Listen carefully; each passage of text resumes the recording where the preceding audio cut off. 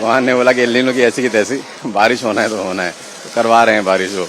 बहुत अच्छा लगा, बहुत अच्छा। भगवान की अब मौसम भी अच्छा लग रहा है। मौसम अच्छा लगा, सब कुछ अच्छा लगा। अब भगवान अगर दर्शन दे दे तो बहुत अच्छा, फिर उससे अच्छा कहा। उनके आगे सावन भी अच्छा लगे। हाँ, सब कुछ अच्छा लगे ना। बारिश भगवान की पोएट्री है, हो रही है, अच्छा लग रहा है। वैसे तो बारिश से बहुत दिक्कत होती है, लेकिन आज ऐसा लग रहा है कि कुछ अच्छा हो रहा है, कोई दिक्कत नहीं है, दर्शन मिल जाए। ये भक्त भगवान महान मिलन पर्व रे किछि भी बाधा विघ्न सृष्टि करि परिबो नाही, ये भक्त माने सूचई देइछंती। वर्तमान श्रीमंदिर आगे 3 रथ अपेक्षा करिछंती, महाप्रभु केतेबेले आसीबे। आउ अपेक्षा करिछंती अगणित भक्त जे महाप्रभुंकर सेई दिव्य दर्शन करिवे, आखि सहित आखि मिसेइबे।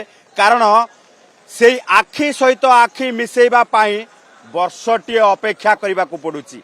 भक्त आ भगवान से महान मिलन पर्व रे सामिल होगा पाई आउ वर्षे लगी महाप्रभु पुणी थरे ए घोष यात्रा आसीबा पाई आउ वर्षे अपेक्षा करने पाई धैर्य नहीं से भक्तों पाखरे। ये देखुथिबे जे एते वर्षा सत्वे मध्य पाणीपाग विभाग पक्षरु पुरी को रेड अलर्ट जारी करा जायछि, तथापि मध्य भ्रुक्षेप करिनाहांती भक्त माने।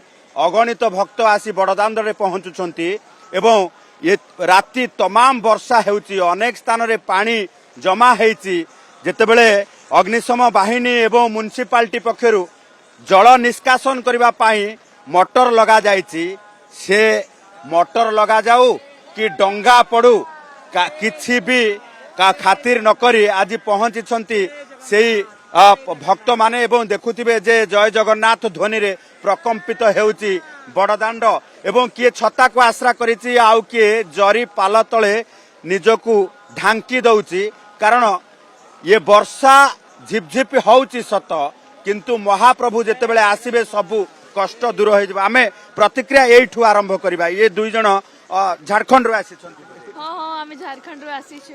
वर्षा आपन को ये कष्ट दउ नाही? नाइ कष्ट देउ नाही, बहुत एनर्जी लागुची। एटा मोर फर्स्ट टाइम रथ यात्रा, तो बहुत एक्सपीरियंस ही लागुची, बहुत भलो लागुची। अपेक्षा सही मुहूर्त को जे भगवान आसीबे केतले दर्शन। हाँ हाँ बिल्कुल, जेते पर भगवान को दर्शन हे बहुत ही भलो लागुची। अब एंती खड़ा हेथि मौ कोन पूरा भिजी जाइछंती आपण? हाँ पूरा भुज जाइछु आज्ञा, तो कष्ट दउनी, बहुत भलो लागुची, बहुत आनंद लागुची।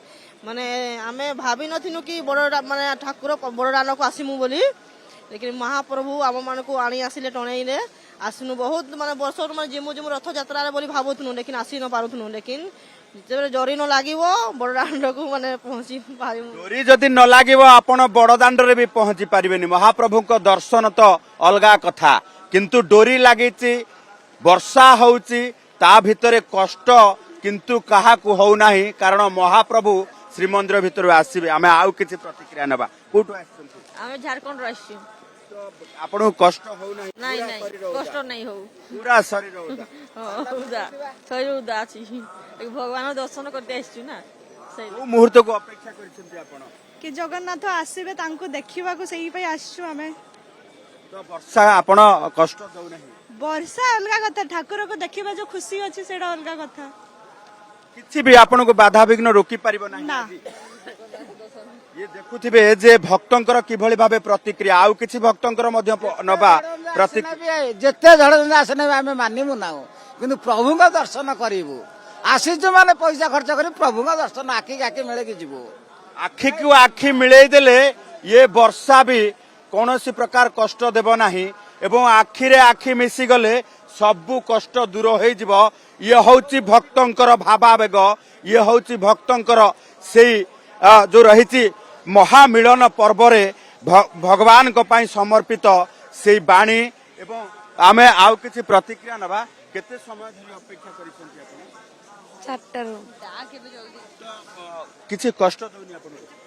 अपेक्षा बस केते बेले कालिया थरटे दर्शन दबा सेति के अपेक्षा आ किछ नै। बस गोटे गोटे झलक, बस गोटे झलक, एति की बहुत बहुत एति की काली थरटे दर्शन हे गले। कोन वर्षा कोन जड़ कोन बाटे किछ नै। ऊपर वर्षा चक्षुरु मध्य आपनकर अश्रु बहि पडु।